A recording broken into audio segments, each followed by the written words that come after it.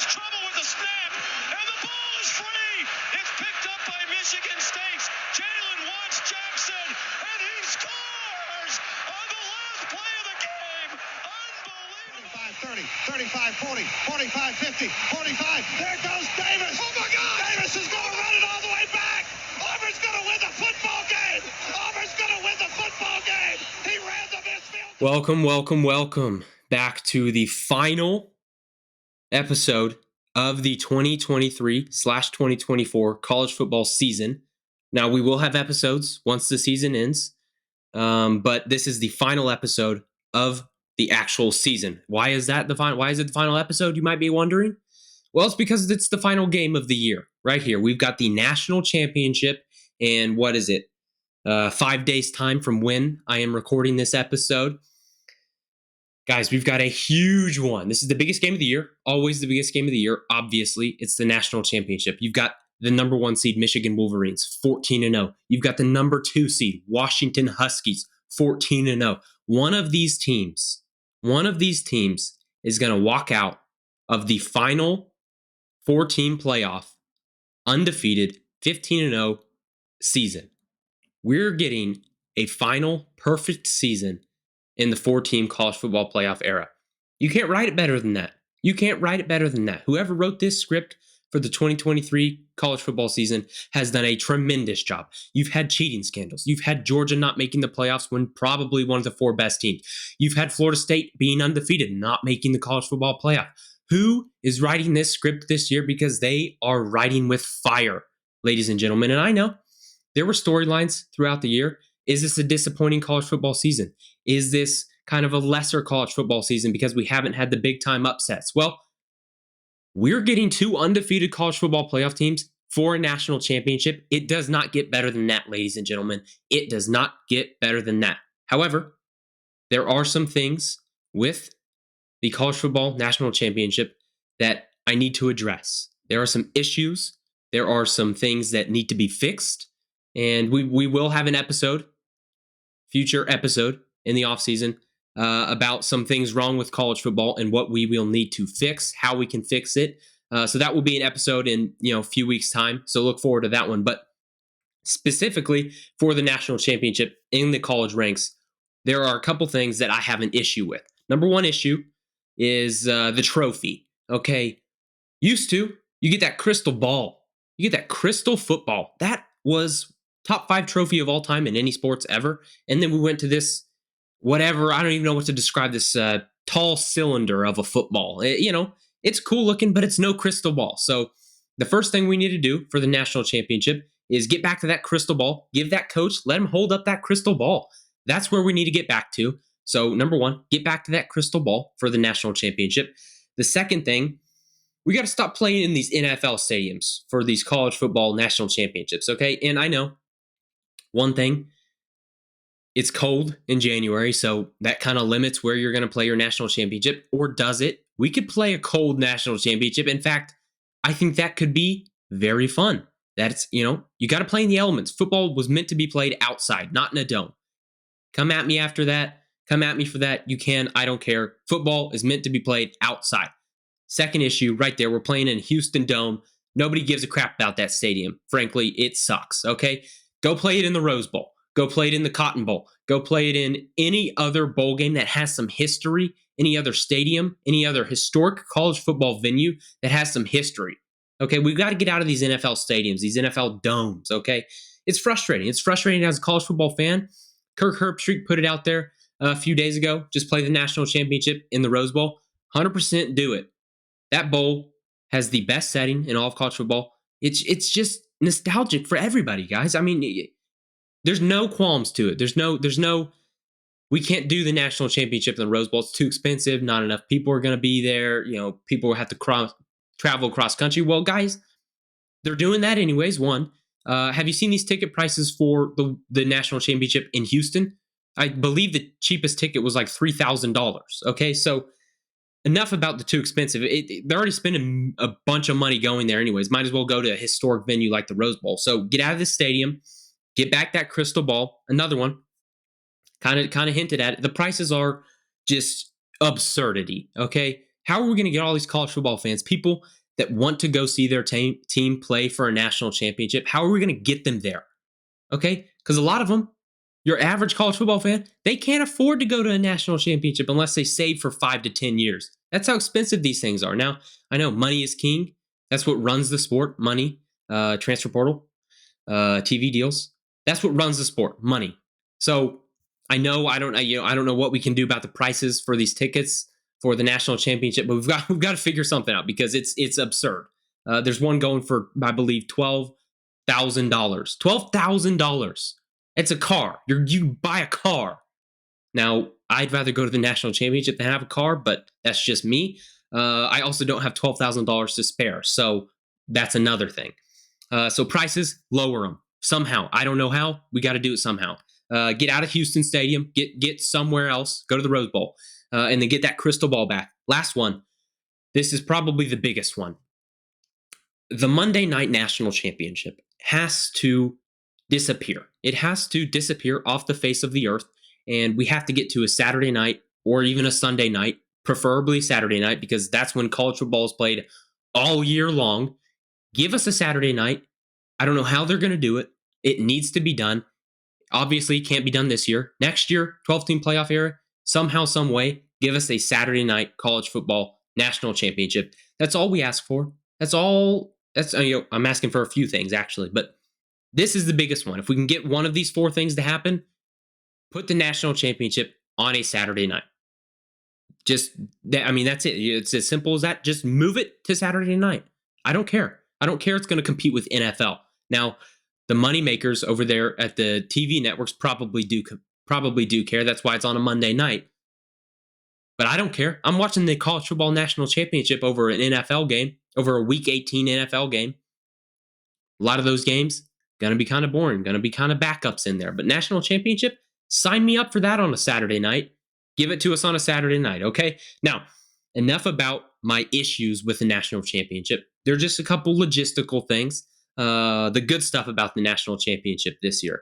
And if you notice, I don't have my papers today. And if you're on podcast, you probably don't hear me shuffling through my papers. It's because we're actually out of paper at the Ian Fritts Show headquarters. So we're going to have to get that on the agenda, on the shopping list. So I'm just on my computer today. The good stuff about this national championship. We've got two teams, two undefeated teams, both vying for a shot at 15-0, perfect season. If you want to do one thing in college football, give yourself a perfect season. Nothing else you can do. You win all your games on your schedule. It's up to the committee to see if you're going to do it for a national championship or do it for a Rose or a Orange Bowl game like Florida State. They didn't. But that's all you want to do as a college football team. Win all your games. Win every single one of your games. We've got two teams right here. The biggest stage, the biggest moment of the year. Neither of them have lost. One of them has almost lost a few times. One of them has almost lost one time. We have the biggest moment in all of college sports right here, right in front of us in 5 days' time. Two undefeated teams. Two teams nobody thought would be here. Michigan, you can argue people thought they would be here, but collectively, nobody predicted this matchup, Michigan versus Washington. You have one team that's been in the news all year for the wrong reasons. Absolutely hated by the entire college football world. Bunch of cheaters over there at Michigan. Now, are they?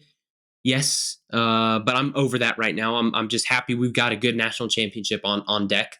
But everybody hates the Michigan Wolverines. Now, I don't because I'm a third-party, unbiased talk show host here. So I can't hate them, but I know many of you do out there. You've told me Michigan is the worst. I hate them. They're my most hated college football team right now. And then we have on the other hand, the Washington Huskies, a team that has been doubted from the beginning of the season all the way until the end of the season, all the way until they're still being doubted because they're not favored against Michigan right now in the national championship.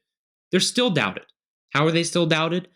Well, because they got a logo on their helmet that isn't that of a Michigan Wolverine. I honestly think that is a reason Washington hasn't been favored in 5-6 of their 4 or 5 games this year for them. I believe it's a lot of name brand stuff for the Washington Huskies, but they've been doubted all year long. They've proved everyone wrong. They're here. They're America's team. You hear that phrase a bunch. You hear it every once in a while. That's America's team right there. That's the team America is cheering for. If there's a team that has ever embodied America's team more, especially in the college ranks, when I think of America's team in the college ranks, I think of Florida Gulf Coast University back there in 2013, 2012 NCAA basketball tournament. They like a 13 seed or whatever going to the Sweet 16. Now that everybody in America was cheering for that team. That's what I envision with this Washington Huskies team. Now they weren't a TCU of last year, but really nobody cared about TCU. Okay, they knew they were going to get stomped by Georgia. Washington, they got a chance in this game. They have a chance in this game. America's team, the Washington Huskies. Now, this is a true hero versus villain story. We've got a true good guy, a true bad guy. And, you see a lot in the movies. You see the good guy, a true good guy versus a true bad guy. Now, side note here, some of you may say, we've had true bad guys in the national championship before. We've had true villains. You got Georgia, powerhouse, they're a villain. Alabama, they're a villain. They always win. Well, I can agree with you there. I think a lot of people view those two teams as villains, as the bad guys of college football because they always win. However, I don't think we've ever had the scenario, at least in recent memory, where we have a true villain, Michigan Wolverines, cheaters, versus a true hero, America's team, the Washington Huskies. So I think we have that scenario this year. And you always see in the movies, you always see a true good guy versus a true bad guy going up against each other. Who always wins? Who always wins? The good guy always wins. But this back to reality here, we have a scenario where the bad guy actually has a chance to win because it's not a scripted TV show. Or is it? Who knows? If it's a scripted TV show, everybody should hammer the Washington Huskies. If not, who knows who's going to win? That's why you bet on college football games. But we've got a true good guy, true bad guy scenario here in the college football playoff final national championship game. You can't ask for a better story. You cannot ask for a better story. Everybody likes a hero versus villain story, and we get one. Every single game that was played this year has been leading up to this moment. Those guys in the locker room know it. I know it, and I just sit here and talk. That's all I do. One team will prevail. Long, hard-fought season, off-season, transfer portal, NIL. They had to fight through all of these question marks, hamburgers and bags, getting a Masonic burger. Who knows what they were doing, spying on other teams. I don't know. Both of these teams had to fight through all of those things. Coaches being suspended for half the season. First time winning a playoff game. That's where we're at. And it all ends in 5 days' time. Pause for a moment of silence right there for how sad this is going to be after Monday night. College football's over for the foreseeable future. At least the games are. And that's sad. But right now, let's talk about the happy stuff. I have some big questions for this game. Got to take a sip out of the mug real quick. And if you see this logo here for a second, guys, let me take a sip. That logo, I like to call it the original, well, technically about the second logo because the show started as top 25 and 25. But that logo will be on the outs. We are in the process of a rebranding of the show. A different logo will be on the way. If one of you knows how to make a cool logo, just hit me up. I'm happy to see what you've got. You will not be paid for your services, but you will be thanked. And that's all I can offer at this time at the Ian Fritts Show. But if you have a logo in mind, send it to me. I'm happy to look at it. And again, you won't be paid, but I will thank you. Maybe I'll give you a muffin. Anyways, some big questions for the game for the national championship. First one.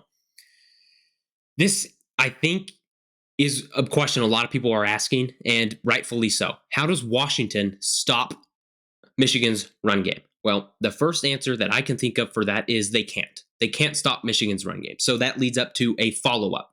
How do they limit Michigan's run game? How can they limit what Blake Corum, Donovan Edwards, J.J. McCarthy do on the ground? How does that offensive line move off the ball? How can they limit the yardage they get on the ground? Now, when you look at Michigan, they physically overwhelm you. They just ground it and pound it right in your face. That's what they did against Alabama. That's what they did against Ohio State.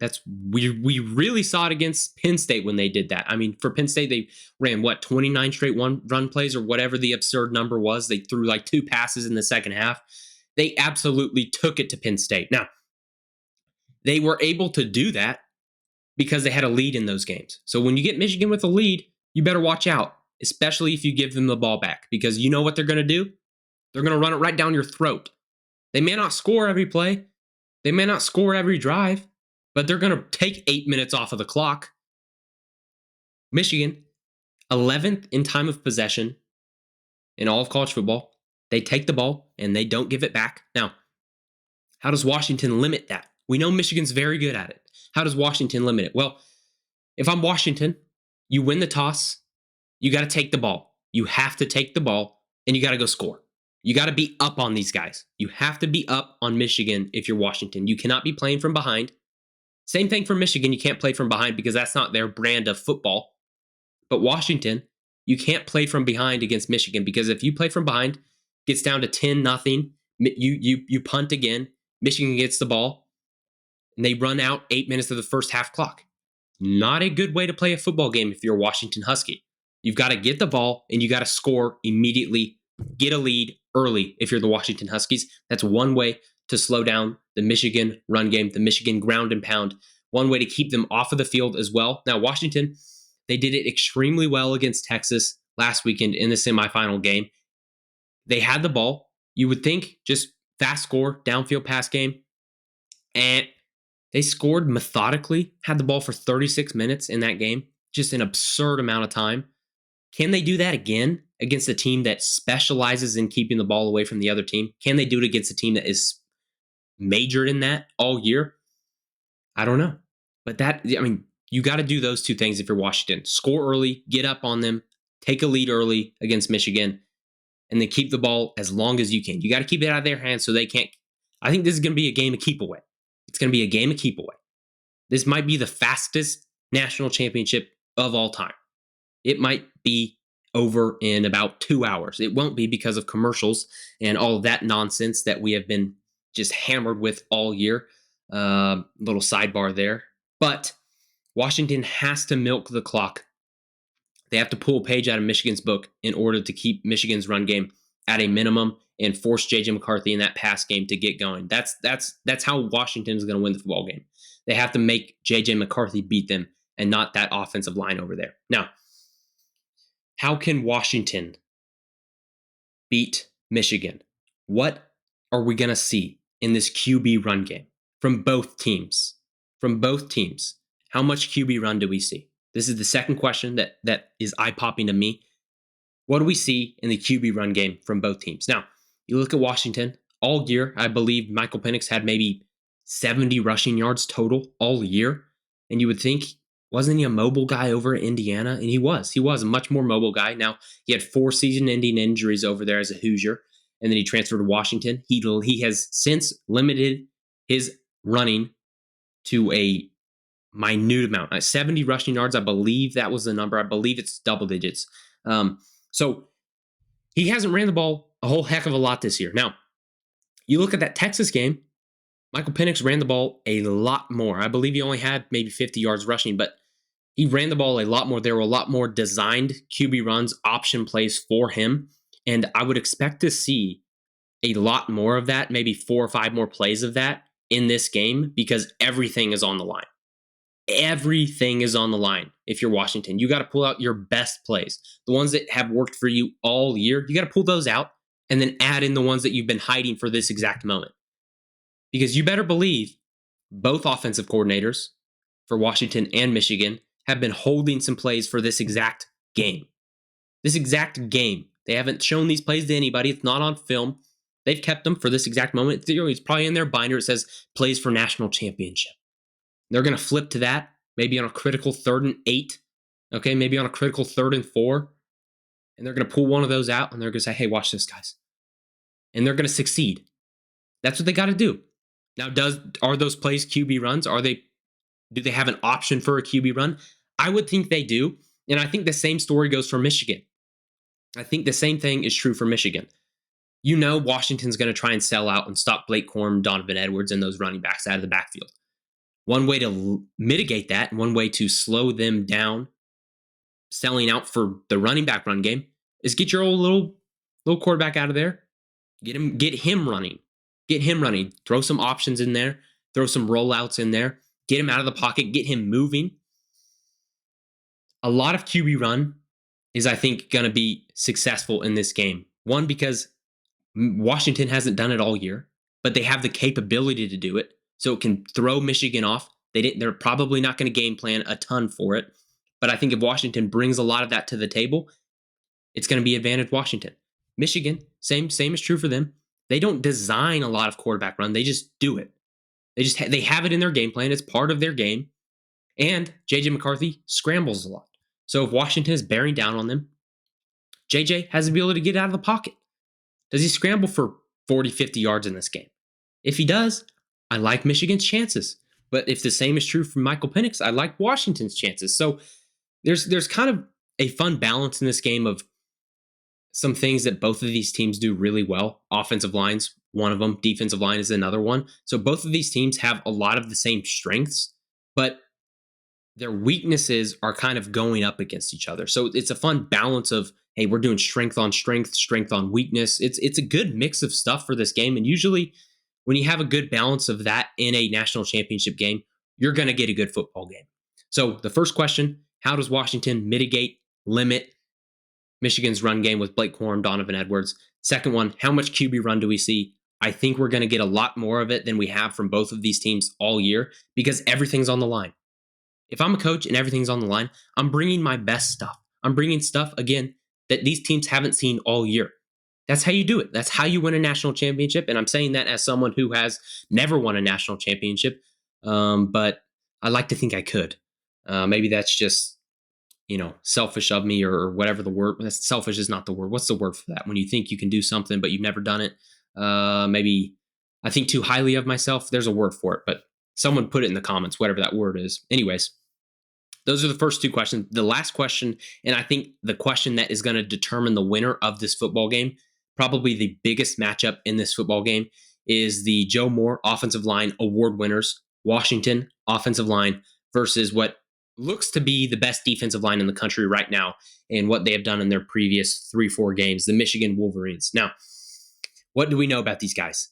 The Michigan D-line absolutely obliterated the Bama offensive line. Now, I said that was going to happen in the preview show in my little TikToks over there. I said that was going to happen. So the Ian Fritts show, we saw this coming from a mile away. We're better than some of those shows out there. We're maybe not as well known, but we see things coming, and we saw that coming. Now, the Washington offensive line, we were maybe a little wrong on this one. I thought T'Vondre Sweat was going to be a lot heavier of a presence in the pass game, in the run game, and he wasn't. He wasn't. That Joe Moore offensive line, they held up, and they dominated that Texas defensive line that is very, very good. Very good. They got 2 first, second round guys in T'Vondre Sweat and Byron Murphy up there, and they did nothing.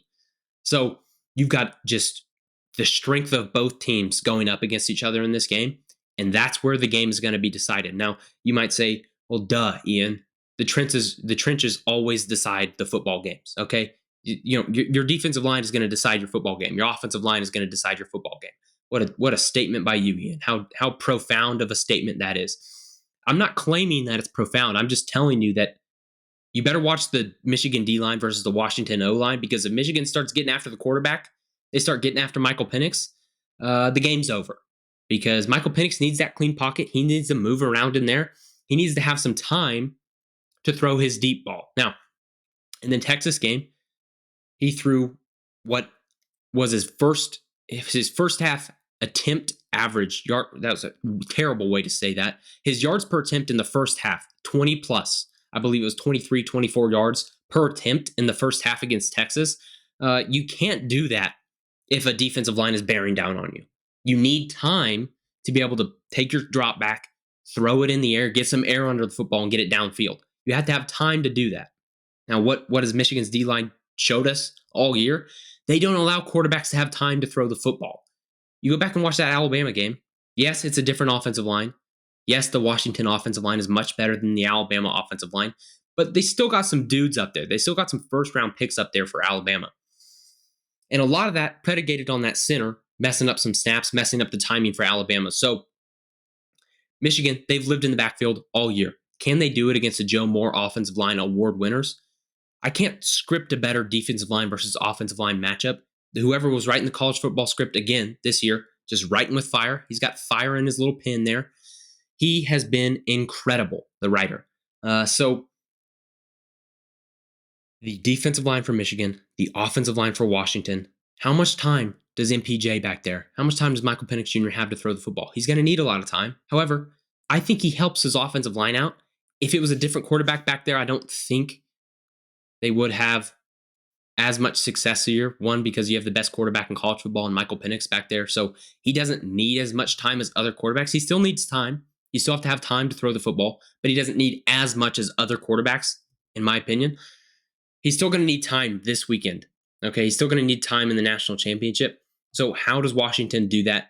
Do they scheme differently? Do they not try and throw it deep as many times? I could see this going a little two ways here. Whenever you get best versus best, you've got best defensive line versus best offensive line. It can either one of them dominates the entire game, or they kind of both win a couple reps here and there. And I think we're probably going to get somewhere in the middle.